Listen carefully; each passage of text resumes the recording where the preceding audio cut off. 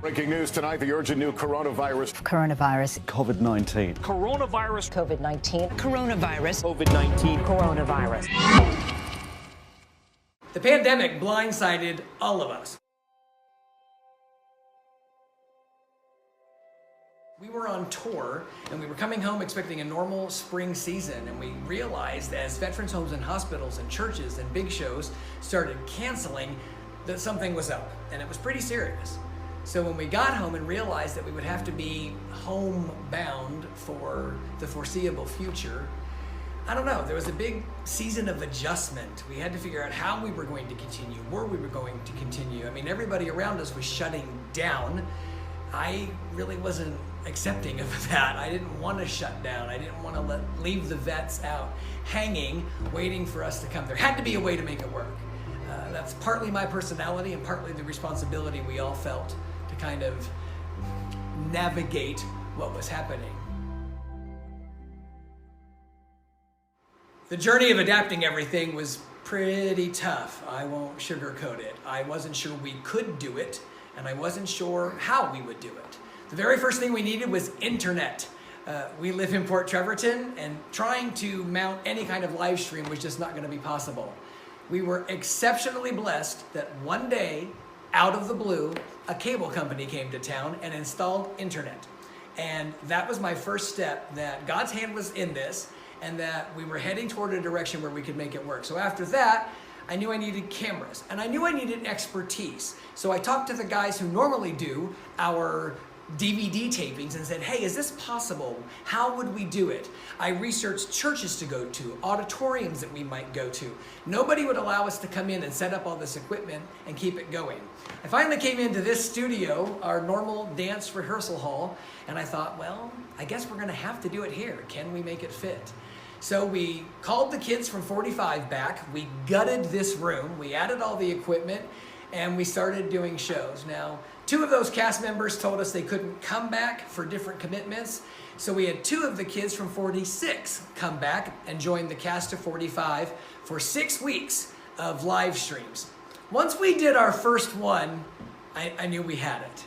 So getting the sound set up for our live streams has really been an arduous process. I spent my entire quarantine here at Port, so when the possibility of doing live streams came up, I was the person here to help get things set up on a technical level.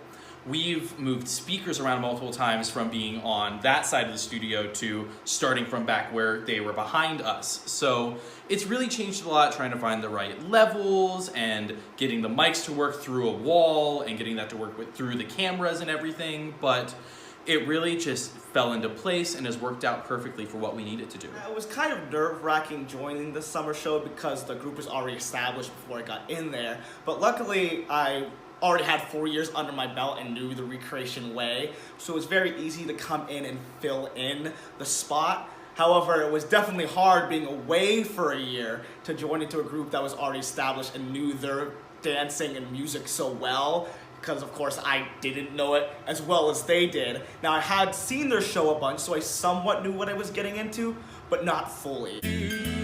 Flash, bam, alakazam, I gotta look at you.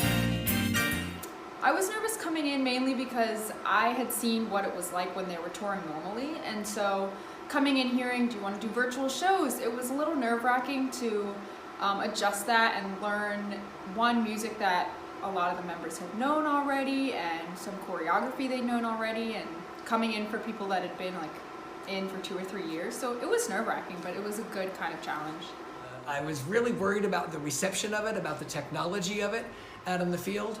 But once the vets got wind of it, and once the rec staff realized it was easy to tune in, the rest just fell into place. We were handed this gift of being able to keep going. And, you know, COVID has devastated the arts. And the fact is that we get to keep performing every single day to more than appreciative audiences. Once we had 45 going for the summer, I knew assimilating a new group wouldn't be that tough. They would have to fall into place of what we were already doing, and that held true. But artistically, my biggest challenge in the early part of it was, How are we going to make the personal connection? You ask anybody what's the best part of a recreation show, and they'll tell you it's the personality, it's the audience interaction, it's the kids coming out and talking to them. How are we going to do that over cameras, and would it have the same effect? So that was the toughest part. But once we came up with the idea of personal shout-outs and having a direct line to the rec staff members, then we knew we could make it work. So for example, during the show, John has a direct line to the volunteer person in the VA, and they'll text him and say, Mr. Jones is sitting in the front row. He's an Army vet. He's 90 years old. He's wearing cool sunglasses. John sends that to me, and in the moment, live, on camera, I run out, and on the big screen in his place, he can hear me say, hey, Mr. Jones, we see you in the front row. Those are some cool sunglasses. A good way that we've been able to connect with the veterans now has been through virtual visits after shows or before shows. We've been able to get on one-on-one still and talk to them for a little bit. I think one of the coolest things about recreation is that we're able to adapt to any situation that we're in. And one of the ways that we've done that is being able to include shout-outs during our show. So whenever we're doing the show, we can always get messages or Facebook texts from our contacts, and they'll tell us what the veterans are doing and saying about the show then and there.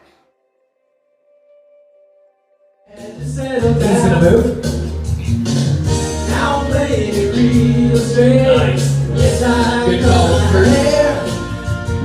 Nothing crazy, I don't even care. 'Cause I can tell what's going on. It's in the B square.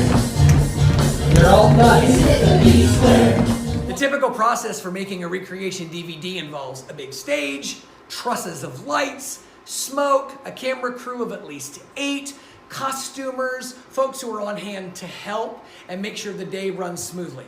They are, by far, the most arduous days of the year. Most of the recreation kids avoid me on video day. But it's not due to the relationship. It's due to the fact that we are so into what we're doing. We want it to be perfect. I want it to be perfect. And again, I struggled. How are we going to do that in the studio here in Port Trevorton? Well, we got these wonderful lights from a guy who is allowing us to use them free of charge for months at a time because he's just really into what we're doing for the veterans. We had to scale down the crew, but it worked.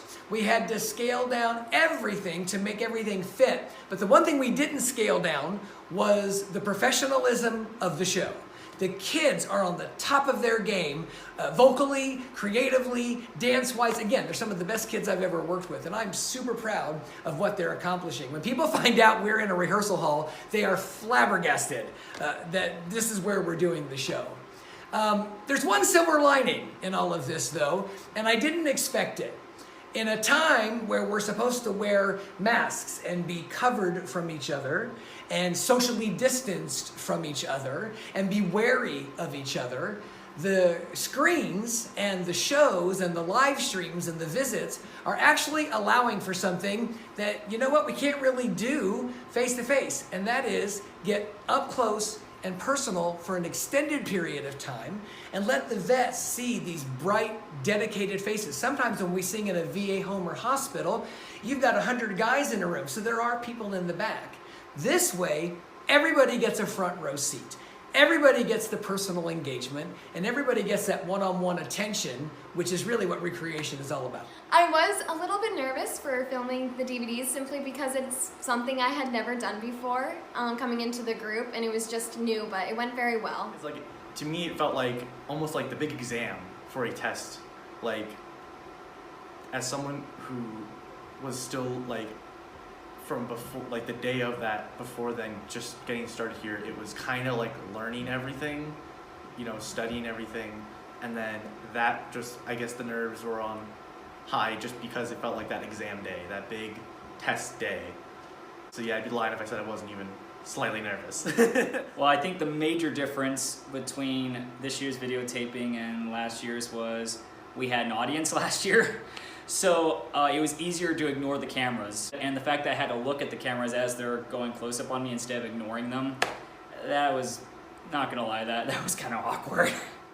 This DVD taping drastically was different from many years. It was more comfortable because we got to do it in-house in the studio, where a place I've been dancing for many, many years now, and also for the fact that we got to do a lot of practicing. We had about 2-3 weeks straight where we could run the whole show as many times as we needed. He's gonna go down the line right now. Here we go. Everybody, 1.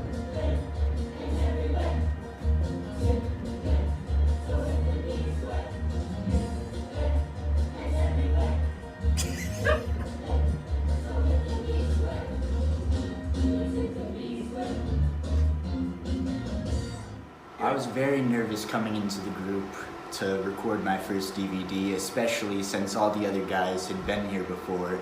But we had some great leadership, and combined with the extra preparation time we had, that was a good recipe to prepare us for the DVD. There were absolutely technical issues and problems that came up having to film in our small studio compared to an auditorium or a church. We don't have a lot of space compared to a school auditorium here, so we had to shift things around for the cameras and all of the cords. And not only that, our monitor that we use in the tech room was at a half-second delay. So what you're watching on this DVD, I was having to adjust everything in the tech room to be about half a second behind. In that position. Oh, that's great. They do that again. Bailey.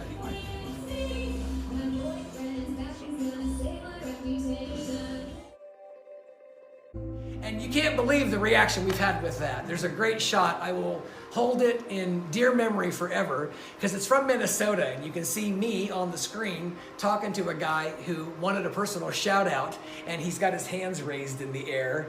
And we were told that he's not very verbally responsive, that he's usually reclusive. But the minute that I said his name from the screen, he came alive. He came alive.